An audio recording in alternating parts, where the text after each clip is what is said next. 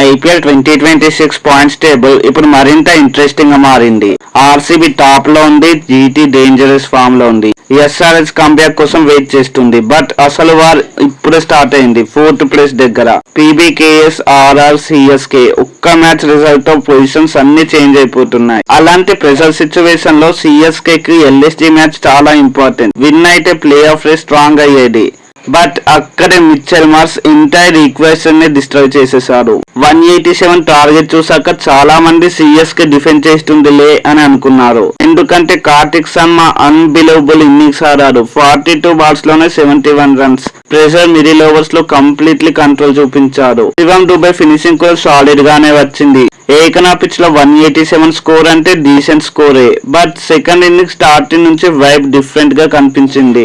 Mitchell Marsh crease లోకి వచ్చినప్పటి నుంచి CSK bowlers body language down అయిపోయింది. షార్ట్ బాల్ వేస్తే పుల్ సిక్స్, ఫుల్ లెంగ్త్ వేస్తే స్ట్రైట్ బౌండరీ. ఒక్క ఓవర్ లోనే మూమెంటం కంప్లీట్లీ ఎల్ఎస్జీ సైడ్ కి వెళ్లిపోయింది. పవర్ ప్లే కంప్లీట్ అయ్యేసరికి ఎల్ఎస్జీ 86 రన్స్ చేసింది.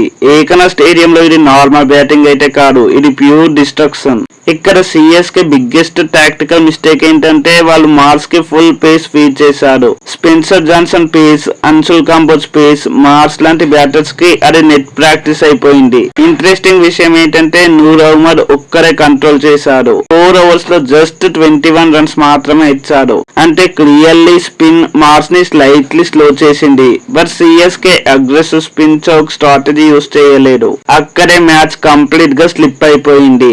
11th ఓవర్ తర్వాత స్టేడియం అట్మాస్ఫియర్ కంప్లీట్లీ చేంజ్ అయింది.